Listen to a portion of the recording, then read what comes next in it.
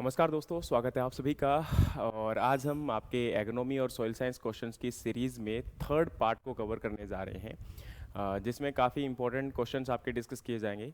अच्छा, एक बात मैं आपको आज पहले इन्फॉर्मेशन दे देता हूं कि आज का सेशन आपका रिकॉर्डेड है और पहले से ही हमने रिकॉर्ड करके आपको अवेलेबल करवाया है, क्योंकि समय की थोड़ी सी कमी थी, कहीं निकलना था। तो 2 दिन के लिए माफ़ी चाहते हैं, वरना हर रोज़ आपका सेशन लाइव ही होगा और शाम को 8:15 पर हम लोग इस लाइव सेशन को कंडक्ट करेंगे। ठीक है, तो चलिए आज के अंदर हम जो क्वेश्चन आपके डिस्कस करने वाले हैं वो इंपॉर्टेंट हैं, बहुत ही अच्छे हैं, तो ज़रा ध्यान से देखिएगा। पहला क्वेश्चन आपकी स्क्रीन पर है और क्वेश्चन क्या है, which process refers to the removal of sodium from nitric horizon. देखो क्या क्वेश्चन पूछा गया है कि कौन सी प्रोसेस है जिसके अंदर हम सोडियम को रिमूव करते हैं आपके नाइट्रिक हॉरिजन से। अब देखो, नाइट्रिक हॉरिजन वो हॉरिजन होते हैं जहां पर सोडियम का डिपोजिशन ज़्यादा देखने को मिलता है। ठीक है, अब जहां सोडियम का डिपोजिशन ज़्यादा होता है वो कैसी सॉइल होती है आपकी?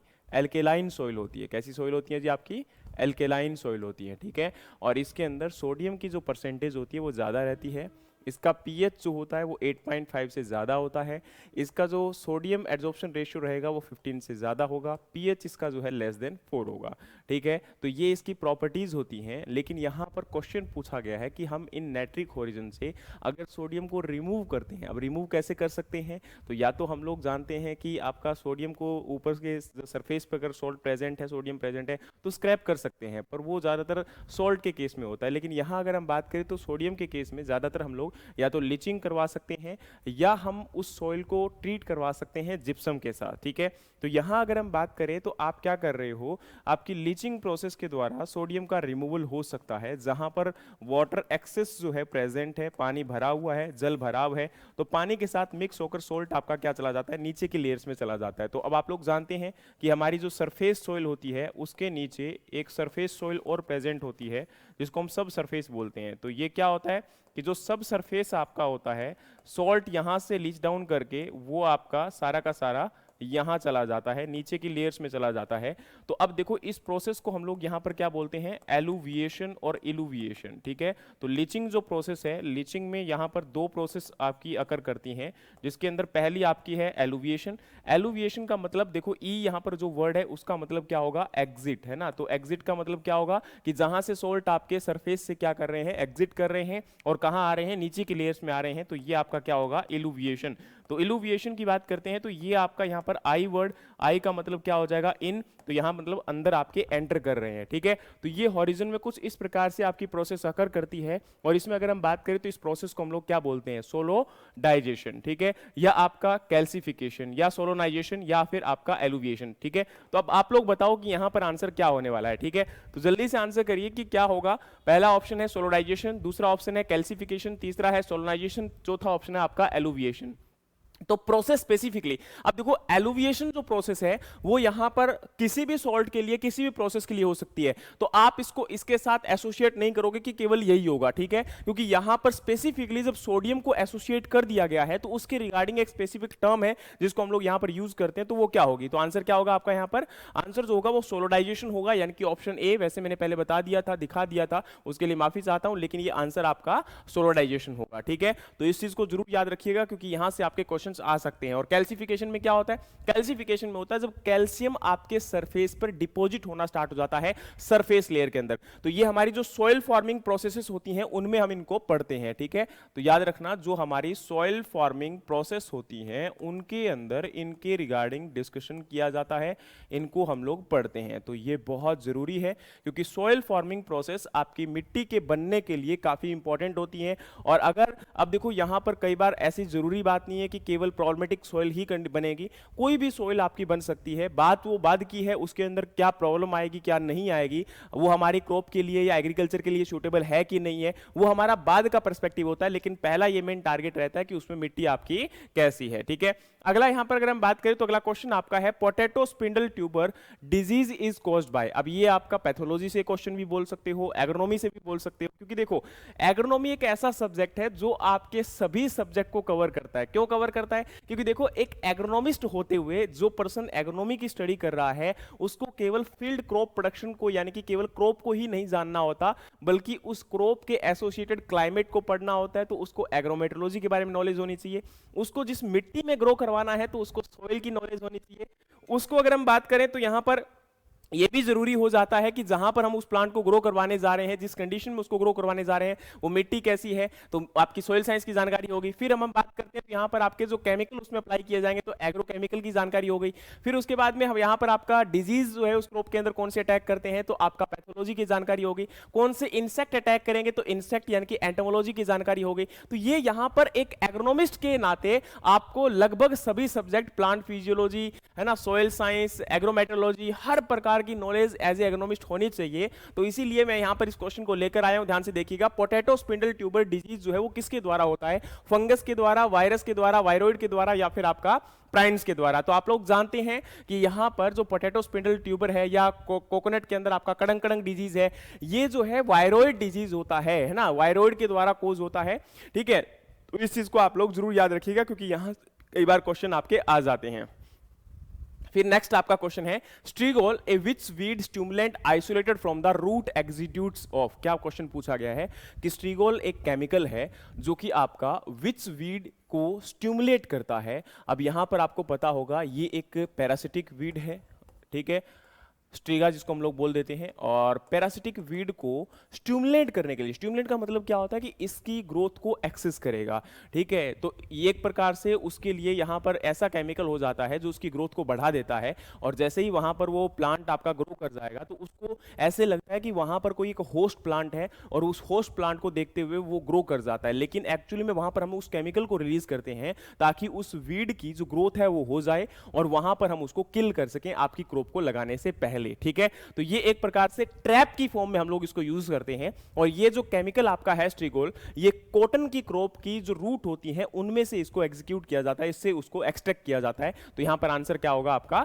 कॉटन। लेकिन हम यहां पर एक बात आपको और इंफॉर्मेशन देना चाहते हैं कि जो हमारी पैरासिटिक वीड होते हैं जैसे कि कस्क्यूटा है, लॉरेंथस है, ओरोबंकी है, स्ट्रीगा है, ठीक है, तो ये किस किस क्रॉप के अंदर आपके अटैक करते हैं और इनको हम लोग किस प्रकार का आपका जो है वीड पैरासाइट मानते हैं। तो जैसे कि हम बात करें यहां पर कस्क्यूटा, तो कस्क्यूटा एक टोटल स्टेम पैरासाइट होता है, लॉरेंथस एक आपका पार्शियल स्टेम पैरासाइट होता है, और ओरोबंकी यहां पर टोटल रूट पैरासाइट होता है, और स्ट्रीगा जो है वो आपका पार्शियल रूट पैरासाइट होता है। और ये किस किस क्रॉप में अटैक करते हैं? तो कस्क्यूटा जो है वो ल्यूशन, अनियन, लिनसीड, नाइजर, अल्फा अल्फा इनमें अटैक करेगा। और वहीं पर लॉरेंथस जो है मैंगो, स्पोटार, कैशू के अंदर अटैक करेगा। ओरोबंकी जो है वो मस्टर्ड, टोबैको, टोमेटो, चिकपी के अंदर अटैक करेगा। वहीं स्ट्रीगा जो है वो सोरगम, मेज, सोयाबीन और शुगरकेन के अंदर अटैक करेगा।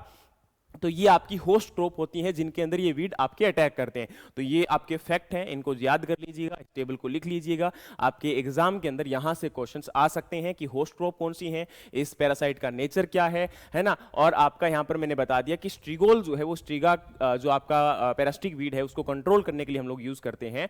और वो जो स्ट्रीगोल हम केमिकल को जो आपका एक्सट्रैक्ट करते हैं वो कॉटन की क्रॉप से एक्सट्रैक्ट किया जाता है, उसकी रूट से एक्सट्रैक्ट किया जाता है। ठीक है, चलिए अब बात करते हैं नेक्स्ट आपके क्वेश्चन की तरफ। क्वेश्चन आपका है picking the apical bud of crop at about 30 to 40 days after sowing is done to stop the apical growth is known as nipping or topping. Which chemical is used for nipping? Question पूछा गया है कि आपके जो यहां पर nipping और topping process है वो हम लोग अडॉप्ट करते हैं, और ये नॉर्मली किसके अंदर की जाती है? चिकपी के अंदर की जाती है। ठीक है, अब चिकपी के अंदर क्यों किया जाता है? क्योंकि देखो प्लांट अगर एपिकल ग्रोथ ही करेगा तो उसके अंदर जो फ्लावरिंग ब्रांच है, फ्रूटिंग ब्रांच है, वो नहीं आ पाएगी। तो हम उनको बढ़ाने के लिए, लेटल ब्रांच को ग्रोथ करवाने के लिए आपका क्या किया जाता है कि इसके अंदर जो एपिकल बड होती है उसको कट कर दिया जाता है। पहले हम लोग जो है निपिंग या टॉपिंग जो करते थे वो मैनुअली करते थे, या फिर एक हर्ड ऑफ शीप यानी कि जो भेड़ का झुंड होता था उसको हम लोग यूज करके इस प्रोसेस को करते थे, लेकिन उससे नुकसान काफी ज्यादा भी होता था साथ में। तो यहां पर अभी प्रेजेंट टाइम में केमिकल यूज किया जाने लगा है जो कि निपिंग प्रोसेस को कैरी ऑन करता है। लेकिन अब एक बात को याद रखना कि जैसे यहां पर इस एपिकल डोमिनेंस को प्रमोट कौन सा हार्मोन करता है? एपिकल डोमिनेंस को प्रमोट करने वाला हार्मोन है आपका ऑक्सिन, तो डेफिनेटली एक ऐसा केमिकल होना चाहिए जो कि इस ऑक्सिन की ग्रोथ को या ऑक्सिन को जो है आपका स्प्रेस कर दे, तो वो आपका क्या होगा, एंटीऑक्सिन होगा। और एंटीऑक्सिन का एग्जांपल यहां पर कौन सा है, देखो 2,4-D, 2,4,5-T और ऑक्सिन, ये तीनों एक ही बात है, क्योंकि 2,4-D और 2,4,5-T ये दोनों आपके एज ए हर्बिसाइड यूज किए जाते हैं अगर इनकी कंसेंट्रेशन हाई है, इनकी लो कंसेंट्रेशन पर ये एज ए ऑक्सिन काम करते हैं, तो ये तो नहीं होगा। लेकिन ट्राई आइडोबेंजोइक एसिड जो कि हमारा टीबा के नाम से जाना जाता है, और ये एज ए आपका यहां पर जो है हम लोग इसको एंटीऑक्सिन और निपिंग के लिए यूज करते हैं चिकपी के अंदर। अच्छा, 2,4-D और 2,4,5-T इनको आपका एजेंट ऑरेंज के तौर पर यूज किया गया था जब यूएस वियतनाम वॉर हुआ था। एजेंट ऑरेंज का मतलब था इसके अंदर एक आपका डेक्स्ट्रोइन नाम का एक और केमिकल था जिसको ऐड किया गया था, और इनको जो है वियतनाम के जंगलों को खत्म करने के लिए यूज किया गया था, ताकि वहां पर जो फूड है या आपके जंगल्स हैं, वेजिटेशन है, उनको खत्म कर दिया जाए, क्योंकि उसकी वजह से यूएस को काफी नुकसान हो रहा था, और जो वियतनाम के जो सैनिक थे वो वहां पर छिपकर उनको मार रहे थे। तो उस केस में वहां पर पूरा का पूरा इसका स्प्रे कर दिया गया, इन केमिकल का मिक्सचर यूज कर और जो है पूरी की पूरी वेजिटेशन को खत्म कर दिया गया था। ठीक है, चलिए अब हम बात करते हैं यहां पर अगले क्वेश्चन की तरफ। अगला क्वेश्चन आपका क्या है, barley crop need the cold and dry climate, photo periodically barley is a type of plant is. Question क्या पूछा गया है कि बार्ले जो है वो एक कोल्ड और ड्राई क्लाइमेटिक क्रॉप है, यानी कि इसको हम लोग टेम्परेट कंडीशन में ग्रो करवाते हैं, जैसे वीट को ग्रो करवाते हैं, मस्टर्ड को ग्रो करवाते हैं, उसी प्रकार से ये एक आपको पता होगा C3 प्लांट भी होता है। ठीक है, लेकिन यहां पर फोटो पीरियोडिकली बात की गई है। फोटो पीरियोडिकली अगर हम बात करें तो ये किस प्रकार का प्लांट है, शॉर्ट डे है, लॉन्ग डे है, डे न्यूट्रल है। आप लोगों को पता होना चाहिए कि प्लांट को जितनी लाइट की रिक्वायरमेंट होती है ड्यूरिंग द फ्लावरिंग टाइम, ठीक है, तो आपके फ्लावरिंग टाइम पर जितनी लाइट की रिक्वायरमेंट होती है, फ्लावरिंग टाइम पर जो आपकी लाइट की रिक्वायरमेंट होती है, उसके बेसिस पर हमारे प्लांट को शॉर्ट डे, लॉन्ग डे और डे न्यूट्रल में डिवाइड किया जाता है। अगर किसी प्लांट को लेस देन 12 आवर लाइट की रिक्वायरमेंट है ड्यूरिंग फ्लावरिंग, तो वो आपका शॉर्ट डे होगा। अगर उसको मोर देन 12 आवर लाइट की रिक्वायरमेंट है तो वो आपका लॉन्ग डे होगा। और जो आपका प्लांट यहां पर जो है जिसके ऊपर लाइट का कोई इंपैक्ट नहीं पड़ता है आपके फ्लावरिंग टाइम पर, तो उस केस में हम उसको डे न्यूट्रल की कैटेगरी में रखते हैं। तो यहां पर जो आपका बार्ले है वो किस प्रकार की क्रॉप है, एक लॉन्ग डे प्लांट है। वैसे आपको पता होना चाहिए कि ज्यादातर जो रबी सीजन के प्लांट होते हैं वो लॉन्ग डे होते हैं, और जो खरीफ सीजन के प्लांट होते हैं वो आपके शॉर्ट डे होते हैं। ऐसा क्यों होता है, वैसे तो यहां पर आपको समझ में आ जाना चाहिए कि यहां पर लॉन्ग डे और शॉर्ट डे जो है इनकी फ्लावरिंग टाइम के बेसिस पे बोला जाता है। सर्दियों में दिन छोटे होते हैं, गर्मियों में दिन बड़े होते हैं, उसके अकॉर्डिंग नहीं, क्योंकि जब इनका फ्लावरिंग टाइम आएगा तो 21 जून को क्या होता है, सबसे बड़ा दिन होता है, तो उसके बाद आपकी डे लेंथ रिड्यूस होना स्टार्ट हो जाती है, और 22 दिसंबर को सबसे छोटा दिन होता है, तो उसके बाद डे लेंथ बढ़ना स्टार्ट हो जाती है। तो उसके अकॉर्डिंग यहां पर ये आपका किया गया है। ठीक है, चलिए अब बात करें तो आपका अगला क्वेश्चन है, sugar cane is the second most important industrial crop in the country India, sugar cane seed set essential have how many bud. Question पूछा गया है कि शुगर केन की जो यहां पर बात करें तो ये एक सेकंड मोस्ट इंपॉर्टेंट आपकी क्या है, जो है इंडस्ट्रियल क्रॉप है आफ्टर कॉटन, क्योंकि कॉटन को सबसे ज्यादा यूज किया जाता है। लेकिन यहां पर क्वेश्चन पूछा जा रहा है कि शुगर केन के जो सेट्स हैं उसकी जो हम प्लांटिंग करते हैं उसमें कितनी बड होनी चाहिए। वैसे तो आपका सिंगल बडेड भी होता है, 2 बडेड भी होता है, लेकिन ऑन एन एवरेज आपका 3 बडेड सेट जो है वो एक एवरेज फॉर्म के अंदर लिया जाता है। तो आंसर यहां पर क्या होगा, 3 बडेड। तो देखो मैं फिर बोलता हूं कि जब भी हमें इस प्रकार के क्वेश्चंस का आंसर करना पड़े, वहां पर आपको एक जनरल आंसर को चूज करना पड़ेगा जो कि उस कंडीशन के लिए सूटेबल आपका आंसर होता है। ठीक है, क्योंकि शुगरकेन की हम लोग क्या करते हैं, प्लांटिंग करते हैं। ठीक है, बहुत सारे मेथड है, एल्जिन मेथड है, ट्रेंच मेथड है ना, रिज एंड फरो मेथड है। तो उनके द्वारा जब सोइंग की जाएगी तो उसमें आपका क्वेश्चन पूछा गया है कि कितने बडेड जो है यहां पर रिक्वायरमेंट होता है, तो वो आपका आंसर क्या होगा, 3 बडेड। और ये प्रीवियस ईयर क्वेश्चन है, ये कोई बनाया हुआ क्वेश्चन आपका नहीं है। ठीक है, चलिए अब हम बढ़ते हैं आपके अगले क्वेश्चन की तरफ। क्वेश्चन है, the peculiar pungency of rapeseed and mustard is due to the presence of। Question पूछा गया है कि मस्टर्ड के अंदर एक जो कड़वापन सा आता है, एक तीखापन जो हमें महसूस होता है कई बार, तो वो किसकी वजह से होता है। पहला ऑप्शन है आपका यूरेसिक एसिड, दूसरा ऑप्शन है सिनिग्रीन, तीसरा है ग्लूकोसिनोलेट, चौथा ऑप्शन है आपका ओलिक एसिड, और पांचवा ऑप्शन यहां पर है बोथ ए एंड डी, यानी कि ए और आपका डी। तो अब बताओ कि क्या होगा। देखो सबसे पहले बता देता हूं कि यूरेसिक एसिड जो होता है वो आपकी मस्टर्ड के अंदर एक टॉक्सिक कंपाउंड होता है। क्या होता है आपका, टॉक्सिक कंपाउंड होता है, टॉक्सिक केमिकल होता है। तो यहां पर इसका आंसर तो नहीं हो सकता, क्योंकि ये तो उसके अंदर कड़वेपन की बात हो रही है ना, तो ये तो टॉक्सिक है, जहरीला है, तो ये तो हमारा आंसर नहीं होगा। अच्छा, उसके बाद ओलिक एसिड की बात करें तो ये भी नहीं है। अच्छा, यहां पर इन दोनों को हमने आपका एक्सक्लूड कर दिया, तो ये भी एक्सक्लूड हो गया, बचे हैं 2। तो देखो मेन एक्चुअली में क्या होते हैं, ग्लूकोसिनोलेट आपके कंपाउंड्स होते हैं जो कि आपके टॉक्सिसिटी क्रिएट करते हैं, लेकिन उनमें भी एक स्पेसिफिक आपका कंपाउंड है जो कि आपका नाम है सिनिग्रीन, जो कि एक्चुअल पंजेंसी के लिए रिस्पॉन्सिबल होता है। तो यहां पर अगर जनरल सेंस की बात करें तो ये आपका था, ठीक है, लेकिन ये एक ब्रॉड कैटेगरी वहां पर आपका रिप्रेजेंट कर रहा है। लेकिन वहां पर हम जब स्पेसिफाई ऑलरेडी जब उस केमिकल का नाम दे चुके हैं जो कि एक्चुअल रिस्पॉन्सिबल है, तो इस केस में आंसर आपका सिनिग्रीन मोस्ट सूटेबल होगा, ना कि आपका ग्लूकोसिलेट होगा। तो यहां पर आंसर क्या जाएगा आपका सिनिग्रीन आंसर जाएगा, ना कि जो है ग्लूकोसिलेट। तो कई बच्चे यहां पर ग्लूकोसिलेट कर सकते हैं, लेकिन हाँ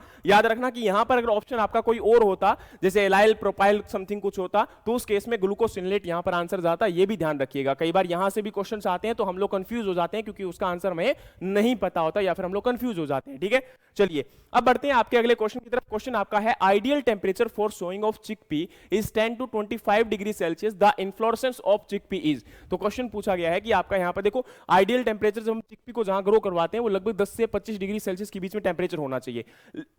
लेकिन क्वेश्चन है कि इनफ्लोरेसेंस मतलब जो फ्लावर का अरेंजमेंट है चिकपी के अंदर वो कैसा होना चाहिए, ऑक्सिलरी रेशमी होना चाहिए, पेनिकल होना चाहिए, ईयर होना चाहिए, हेड होना चाहिए, या फिर आपका पोड होना चाहिए। तो याद रखना जब भी हम ऐसी बात करते हैं तो यहां पर आपका आंसर क्या होगा, ऑक्सिलरी रेशमी। ठीक है, तो ये फैक्चुअल बेसिस है, तो जितनी भी क्रॉप है उनके अंदर कोशिश करना कि याद कर सको कि इनफ्लोरेसेंस का टाइप क्या होता है। जैसे राइस के अंदर पेनिकल होता है, वीट के अंदर आपका स्पाइकोस्पाइकलेट होता है, सोरगम के अंदर ईयर या हेड फॉर्मेशन होता है। ठीक है, तो हर एक के अंदर हमें याद करना है जहां से आपका क्वेश्चन पूछा जा सकता है। ठीक है, नेक्स्ट हमारा क्वेश्चन है SAR यानी कि sodium adsorption ratio is used to assess the alkali related hazard of water. मतलब क्या होता है, आपके वाटर के अंदर सोडियम की कंसंट्रेशन अगर बढ़ जाती है तो वो वाटर अगर हम इरिगेशन की फॉर्म में क्रॉप में अप्लाई करेंगे तो उससे नुकसान हो सकता है फसल को। तो ये जो सोडियम एडजॉर्प्शन रेशियो की यहां पर रेंज पूछी गई है कि आपका which of the following SAR range is termed as SAR class S2। तो यहां पर S2 जो कैटेगरी है उसमें कौन सा आता है, तो आपको S1 S2 S3 S4 इस प्रकार से 4 क्लासेस हैं जो कि आपकी अकॉर्डिंग टू टॉक्सिसिटी या अकॉर्डिंग टू वहां पर हैजर्ड्स के अकॉर्डिंग उनको क्लासिफाई हमने किया हुआ है। तो S2 क्लास में कितना रेंज होगा, 0 to 10 होगा, 10 to 18 होगा, 18 to 26 होगा, या फिर मोर देन 26 होगा। तो आंसर यहां पर याद रखना 10 to 18 होगा, जो कि ऑलरेडी आपका बी ऑप्शन में या बी जगह पर ही दिया गया है, सेकंड ऑप्शन में दिया गया है। ठीक है, तो ये जो टेबल है इसको याद कर सकते हो। और यहां पर ये क्वेश्चन कई बार यहां से आते हैं कि सोडियम का जो कंसंट्रेशन है अगर वो S1 क्लास में है तो वो लो सोडियम एजर्ट होता है, जिसमें आपकी SAR की वैल्यू होती है 0 to 10 और यहां पर लिटिल और नो हैजर्ड देखने को मिलता है।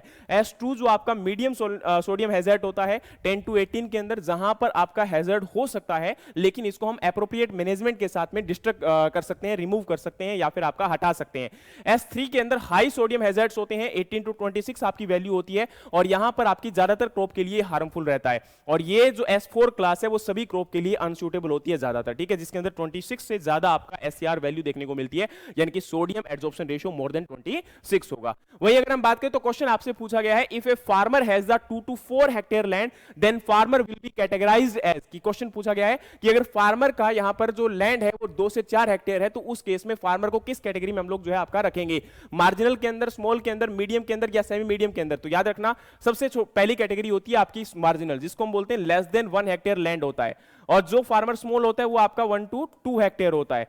और आपका इसके बाद में आता है सेमी मीडियम, जिनके पास 2 to 4 हेक्टेयर लैंड होते हैं, और मीडियम में आता है जी 4 to 10 हेक्टेयर लैंड, और वहीं पर लार्ज फार्मर के पास होता है जी मोर देन 10 हेक्टेयर लैंड। तो इसमें आपका क्वेश्चन पूछा गया था कि जिसके पास 2 से 4 हेक्टेयर लैंड होता है तो उनको हम लोग सेमी मीडियम कैटेगरी के अंदर रखते हैं। और याद रखना कि ये आपका लैंड होल्डिंग साइज के अकॉर्डिंग फार्मर्स की कैटेगरीज हैं।